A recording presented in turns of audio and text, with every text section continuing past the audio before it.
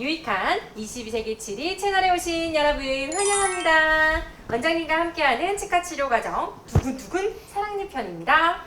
안녕하세요. 치과의사 박성원입니다. 오늘은 사랑니 발치 과정을 보여드리도록 하겠습니다. 네, 원장님 사랑니가 사실은 나는 사람도 있고 안 나는 사람도 있는데 이게 좀 사랑니마다 좀 다르잖아요. 네. 좀 예쁘게 잘 나는 경우도 있고 좀 삐뚤삐뚤한 경우도 있긴 한데 어떤 사랑니를 좀 뽑아야 되는 경우로 보나요? 사실 사랑니는 대부분의 경우에 다 뽑아야 됩니다. 아주 예외적으로 잘 나고 위에 사랑니, 아래 사랑니가 이쁘게 서로 맞물리는 경우에는 안 뽑는 경우가 있습니다만 양치질이 거기까지 잘 안 되고 염증이 잘 생기기 때문에 사랑니는 대부분 뽑는다고 생각하시면 됩니다. 그럼 웬만한 사랑니는 거의 다 뽑아야 된다 이 말씀이시죠? 네, 웬만한 사랑니는 다 뽑는다고 생각하시면 됩니다. 얌전히 묻혀있는 사랑니는요? 묻혀있는 사랑니는 경우가 따라 좀 다른데 결국은 묻혀있는 사랑니의 깊이에 따라 다른데 평생 안 뽑을 가능성이 있으면 안 뽑고 두고 볼 수도 있지만 얕게 묻혀있는 거는 사실은 나이가 들어서 뽑는 것보다는 젊어서 뽑는 게 유리합니다. 왜냐하면 뼈가 만들어지기 쉽거든요. 그럼 원장님 사랑니 발치 난이도는 어떻게 결정되나요? 몇 가지 요소가 있는데 첫 번째는 뒤쪽과 어금니와 그 뒤에 있는 뼈 사이에 공간이 얼마나 있느냐. 공간이 많을수록 난이도가 떨어지는 거예요. 더 쉬워지는 거고요. 그 다음에 두 번째로는 밑에 있는 신경관과 관계가 어떻게 되느냐. 그것도 떨어져 있을수록 난이도가 더 약해지는 거죠. 더 쉬워지는 거죠. 그 다음에 사랑니 자체의 크기도 문제가 되고 사랑니가 묻혀있는 각도도 문제가 되고 앞에 있는 어금니와 사랑니의 상대 각도 이런 게 다 문제가 됩니다. 그래서 세밀하게 따지면 한 10가지 가까운 요소가 있는데 일단은 제일 절대적인 요소를 차지하는 거를 딱 3가지만 들으라 그러면 공간이 얼마나 있느냐, 얼마나 깊게 묻혀 있느냐, 밑에 있는 신경관까지의 거리가 얼마나 가까우냐, 요 3가지에 의해서 결정된다고 보시면 되겠습니다.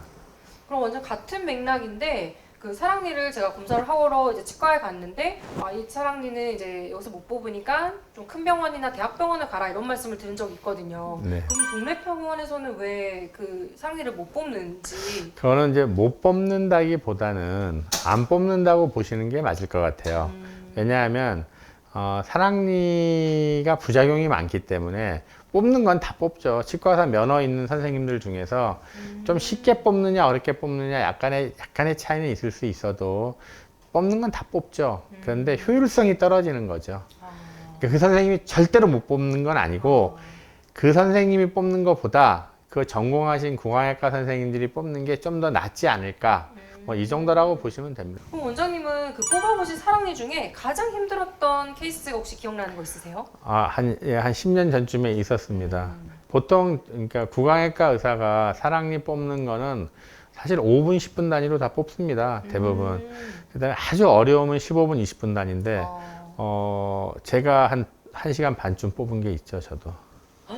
왜냐하면 신경관을 제쳐가면서 뽑는데 출혈은 엄청 많이 되고 뭐 그냥 거의 뭐 홍수 피해 났는데 홍수 속에서 제방 뚝 건설하는 거와 같은 현상이 벌어지는 거죠. 그 환자분은 괜찮으셨던 거죠? 네, 환자분이 원래 그 다음날 체크를 하셔야 되는데 일주일 뒤에 오셨죠. 일주일 뒤에 오셔서 일주일 내내 누워 있었다. 왜냐하면 출혈량도 많고 환자분이 그 당시 40대 후반 여자분이었는데 애 낳는 것보다 힘들었다. 뭐 이렇게 정도인가요? 네, 그렇게 그 아주 어려운 케이스는 그렇습니다. 네, 그러면은 원장님 사랑니 발치 후에 그러면은 그런 부작용들이 있을 수 있잖아요. 그리고 저희가 부작용 꼭 많죠. 환자분들에게 동의서를 쓰게끔 하잖아요. 네. 그럼 그 부작용은 어떤 게 있는지 좀 말씀해 주시겠어요? 뭐 1번은 신경관 손상.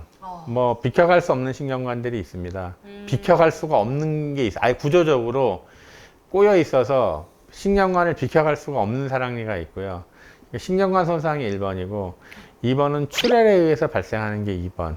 그다음에 3번은 만성염증, 골수염 같은 게 생길 수도 있고요.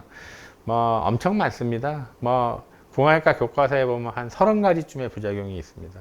그런 부작용이 일어날 가능성은 보통 몇 % 정도 되는 걸까요? 보통 마일드하게 약간의 부작용까지 포함한다면 한 10%. 10%씩이요? 네, 심각한 부작용은 한 1%. 아, 그 다음에 고소당할 만한 부작용은 0.1%. 고소당할 만한 상황은 어떤 상황이죠? 뭐 신경관 손상 오거나 그러면 이제 아. 고소당할 가능성이 있죠. 그럼 신경관에 손상이 되면은 어떤 일이 일어나는 건가요? 입술이 일단 감각이 없죠. 입술하고 잇몸하고 치아 세 군데, 치아와 그쪽 치아. 그러니까 이쪽 했다. 그럼 이쪽 절반. 치아와 잇몸과 입술의 감각이 없죠. 근데 겉으로 표시는 안 납니다. 남이 봐서는 모르죠. 자기만 아는 거예요. 그럼 감각이 없으면은 뭐 설마 뭐 맛도 못 느끼거나 이런 것도 그런 건 있나요? 아니고요. 맛은 느끼지만 네, 네. 감각이 없는 상황인 네, 거지. 네. 맛을 못 느끼는 거는 링구얼 러브라 그래서 약간 결이 다릅니다. 아, 그거랑 이쪽이랑은 결이 달라요. 무섭네요. 저도 두 개 어. 뽑았는데 부작용이 없어 정말 다행이긴 한데. 네, 사랑니부터는 이제 무섭다고 할 수 있습니다. 사랑니부터.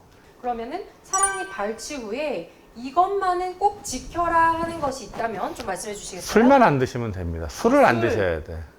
네, 이 알코올 좋아하시는 분들 중에서 사랑니 뽑고 나서 아프면 아프다고 먹고 안 아프면 나았다고 먹고 뭐 이런 분들이 있어요. 이 정도 되면 사실은 조금 좀 이제 심각한 수준이죠. 근데 그럼 하여튼 술을 안 드셔야 되는 게 1번이고요.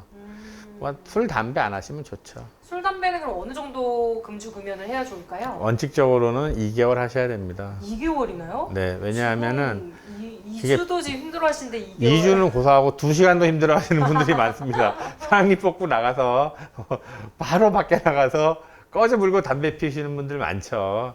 그런데 하여튼 술, 담배는 원칙적으로 왜냐하면 뼈에 많은 손상을 준 거거든요. 뼈에다가. 그래서 살은 2주, 뼈는 2개월이 기본입니다. 가장 기본. 그 이상을 지켜야 되는 거죠. 그럼 금연 금주를 하지 않으면 뼈에도 이상이 있을 수 있게 되는 건가요? 그럼요. 사랑니 뽑고 나서 심각한 부작용 1, 2, 3 안에 들어가는 것 중에 하나가 골수염입니다. 골수염. 그렇군요. 진짜 네. 무섭네요. 알겠습니다. 그럼 이제 본격적으로 원장님이 사랑니 발치 과정을 모형으로 좀 보여주실 건데요. 지금부터 한번 시작해 볼까요? 구독. 오늘 그러면은 지금 사랑니를 저희가 여기 안에 묻어놨어요. 그러니까 네. 묻혀있는 사랑니 발치를 보여주실 거잖아요. 네. 수술적으로 해서 어떻게 이 안에 깊숙이 묻혀있는 사랑니를 꺼내실지 지금부터 자세하게 보여주시겠습니다. 정확히 보여드릴 수는 없지만 대략적으로 보여드릴 수는 있습니다. 보통 사랑니가 이제 묻혀 있죠. 이런 식으로. 그러면 처음에는 마취를 한 다음에 그 다음에 마취가 한 5분 정도 기다립니다. 마취가 완전히 될 때까지. 그 다음에 이제 절개선을 넣고 수술을 하게 되는 거죠. 보통 절개선은 가장 많이 넣는 거는 뒤에서 앞쪽으로 따라 들어옵니다. 이때 이 절개선을 넣는 개념은 어떤 느낌이냐 하면 뼈를 가른다는 느낌으로. 근데 미끄러지면 안 되죠. 딱 들어가고 그 다음에 돌리고 돌립니다. 그런 다음에 뒤쪽으로 연장을 하나 하죠. 이렇게 바깥쪽으로. 이게 가장 기본적인 술식입니다. 가장 기본적인 절개선을 넣은 거죠. 그 다음에 보통 이렇게 열면은 사람 같은 경우에는 이게 쫙 벌어집니다. 이렇게 쫙. 그 다음에 이쪽도 안쪽으로 딱 열면은 딱 벌어지죠. 그래서 여기에 사랑니가 들어있죠. 실제로도 이 정도 보입니다. 실제로도 이 정도 보이고. 누워있네요. 네, 그렇게 심어놨죠. 그래서 이렇게 해놓은 다음에 저기 오른손으로 밑에를 하나 살짝 잡아주시겠어요? 밑에를 살짝. 그 다음에 이런 서지컬 바라고 이렇게 치아 자르고 하는데 전용되는 특화된 바가 있습니다. 이렇게 전용 바가 있어요. 서지컬 바라고. 자를 때 이렇게 자르면 안 되고요. 이렇게 잘라야 됩니다. 세로로요? 세로로 자르는데 이 안쪽에 이렇게 잘라야 되죠. 왜 그러냐 하면 자른 단면이 위에가 크고 밑에가 좁아야 됩니다. 그래야지 얘가 빠지겠죠. 이렇게 자르면 밑에가 더 크고 위에가 가늘죠. 이렇게 자르면 얘가 나오겠습니까? 이렇게 자르면 밑에가 넓으니까 걸려서 안 나오죠. 반드시 첫 번째 에러가 여기에 있는 겁니다. 첫 번째 에러가 이렇게 잘라야 된다. 어렵죠. 여기가 목구멍이거든요. 아 진짜요? 근데 이 각도가 안 나와서 보통은 어떻게 자르냐면 보통은 이렇게 틀어서 이렇게 자릅니다. 이게 첫 번째 문제고, 두 번째 문제는 깊이 조절을 확실하게 해야 되는 거예요. 요 치아 바로 밑에 여기 신경관이 지나가거든요. 보통 2, 3mm 이내에서 다 지나갑니다. 그러니까 이게 2mm가 더 들어가서 치면은 신경관을 치는 거예요. 그런데 환자 움직이죠. 피나죠. 물 뿌리거든요. 열량이 물 뿌리죠. 그러니까 모션 컨트롤이 사실 생각보다는 어렵습니다. 어떻게 이 환자분은 지금 사랑 난이도가 좀 어떻게 되시는 걸까요? 이 정도면 중의 중이나 중의 상 정도 되죠. 그런가요? 일부러 좀 깊이 묻어놨어요. 그러면 신경관이랑도 좀 가깝겠네요. 깊이 묻어져 있으면. 네, 그렇다고 봐야죠. 이렇게 한 다음에 그다음에 기구로 이걸 딱 떼는 거죠. 이렇게 넣어서. 이렇게 해서 딱 소리 나도 놀라지 마세요. 그다음에 딱 하면 딱 분리가 되죠.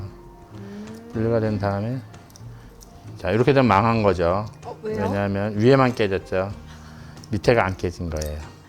이렇게 되면 망한 거예요. 망하면 어떻게 되나요? 망하면 더 잘라야죠. 다시. 이거 거의 실전하고 아주 유사하게 됐는데 의도치 않게 지금 어떤 상황인 건가요? 실전하고 거의 유사해요.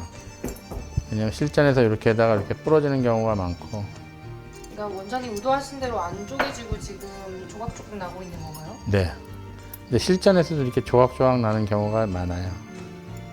이게 지금 저희가 그 발치된 치아를 소독해서 쓰고 있는 거기 때문에 사실 그냥 정말 사람의 치아인 거잖아요. 네. 그래서 거의 지금 유사한 상황이 벌어지고 있는 것 같습니다. 너무 단단해서 이런 건가요? 네. 그다음에 조각조각 난 다음에 이러면 이제 이 공간이 열려 있는 거예요. 요 사람 이 뿌리를 뺄 공간, 앞쪽은 잘라서 뺐고 뒤에 공간이 열려 있는 거예요. 그러면 기구를 넣어서 이렇게 돌려 빼는 거예요. 이렇게 살짝 돌려서. 이때 이 공간을 만들어서 이 밑에 뼈이 앞차에 걸리면 안 되는 거죠. 그래서 이렇게 딱 빼서 이렇게 딱 올라와서 이렇게 딱 해서 와, 이렇게 엄청 나오는. 큰 네, 살이 이렇게 나오네요. 이렇게 나오는 거죠. 그래서 이 과정이 간단치 않아요. 과정이 간단치가 않고 이렇게 뽑은 다음에 여기는 다시 꿰매주면 되는 거죠. 이 사랑이 끝났습니다. 오늘은 사랑니 발치 과정을 상세히 보여드렸어요. 도움이 되셨다면 구독과 좋아요 부탁드리고요. 궁금하신 내용은 댓글 남겨주시면 답변 드릴게요. 그럼 오늘도 해피하세요. 감사합니다. 바이바이. 구독. 구. 구독.